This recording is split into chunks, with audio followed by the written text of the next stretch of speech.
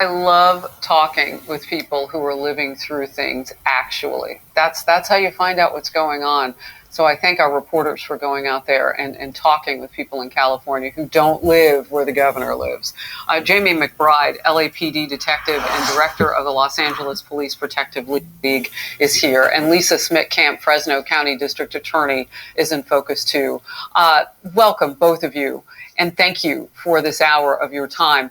Lisa, I want to talk with you because you do a similar job. You do it quite differently. What does Gascon mean, the district attorney, when he says punishment-based approach doesn't work? What does he want to do to criminals? Does he just want to yell at them, maybe put them in timeout? I think that George Gascon should not be referred to as a district attorney. I call him an imposter district attorney because the district attorney should be the chief law enforcement official in the county. And what George Gascon is a public defender in disguise. So he has never tried a case. He has never been in a courtroom. And what he's doing is pushing an agenda of the people who are funding his campaign. And he is destroying the beautiful county of Los Angeles. And he is actually a menace to public safety when he should be the person who is the strongest advocate for public safety. I don't understand his policies other than to say the people who are filling his coffers, have a completely different agenda than keeping the people of Los Angeles safe. Real quickly, follow up. Does he survive a second recall? If the people in Los Angeles, quite honestly, don't wake up and engage, they will. The first recall, had some legs, but people need to get motivated. They need to sign those petitions and get him out of there because he is a danger. So I think they're more organized this time, and I'm very hopeful that he does get recalled because we need to send a message not only to George Gascon, but we need to send a message to George Soros and the people that are funding the progressive prosecutors throughout the nation, because it's not a coincidence that where you have imposter DAs, you have this insanity going on, this absolute chaos. Yeah, you're talking about the money flow to those elected officials. All right, so Jamie, I want to get to this. The Daily Mail with this headline, and it speaks to what police officers are dealing with on the street.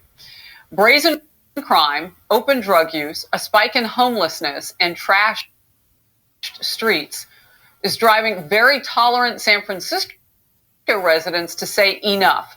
Amid the crime spike, the city's very liberal Soros-backed district attorney will face a recall vote in June. And it's gotten so bad that San Francisco's liberal Democratic mayor had this to say yesterday. Let's watch together. What I'm proposing today and what I will be proposing in the future will make a lot of people uncomfortable.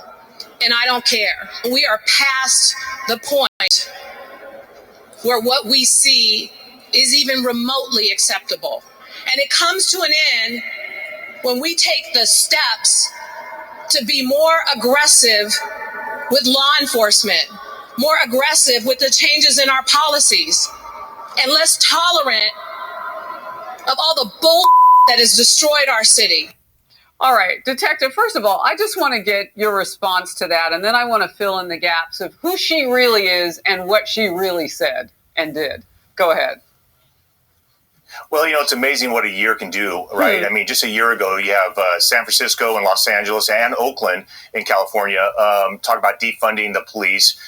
We saw how that experiment went. We're down over 700 officers. I'm in San Francisco monthly, and I talk to my counterparts up there, and they're going through the same thing. Crime is crazy. Now they're scrambling. And the thing about politicians is they don't want to admit when their policies are failures, just like the mayors up there, the city council members, and also our George Gascon and the district attorney in San Francisco. They don't want to admit they failed. Their policies failed, and that's what we're seeing. Yeah. Oh, okay. So let's roll back the Wayback Machine, and I like the way you said it. Whoa, what a difference a year makes. This was July of 2020. Mayor London Breed, the same woman now who's cussing and carrying on because crime is so bad and she's got to fix it. She said that she was going to eliminate or reallocate $120 million in funding to be redirected from law enforcement agencies to instead be spent on addressing disparities in other communities. So now, a year later, we have this. We have the reality of what that looks like. And when you turn back time, what does that mean? Detective, we lost people that you can't necessarily replace from the ranks. They're not going to come back just because she decides to spend more money now. No. In fact, we are seeing it's harder and harder to recruit people. I had a friend that had 23 years on. He's still 5 years away from collecting his pension, and he retired. He said, I'll wait 5 years to collect my pension. And that's what we're seeing. But when you have people like George Gascon and his policies, just last week at a press conference, he said the criminal justice system failed the suspect that killed Jacqueline Avant, meaning if that suspect would have had more programs available to him when he was arrested in his prior arrest, that this could have been avoided.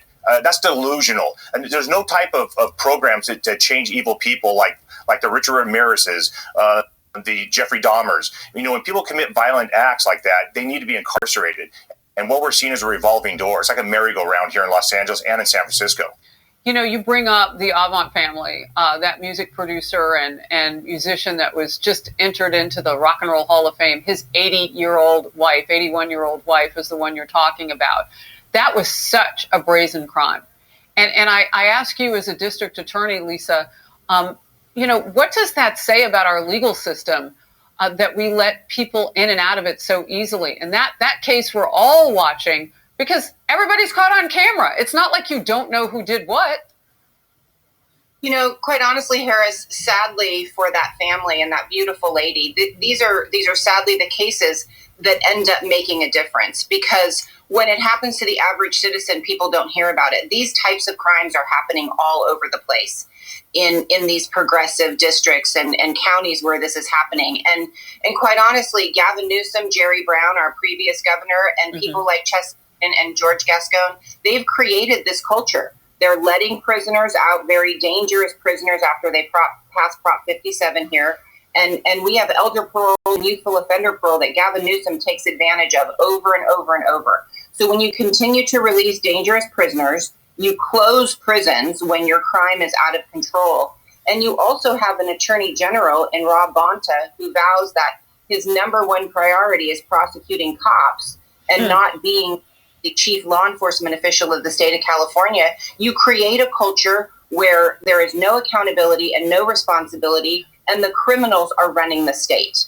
And this is why we have us that we do. And they're never going to give that power grab up, the criminals. Absolutely not. Yeah, they get everything. And I wonder how much difference at all does it make? I mean, we have a vice president right now who came from that state, who was the top law enforcement officer in that state, right?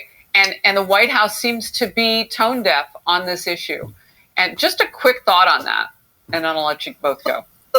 The White House has actually just appointed a progressive prosecutor to the federal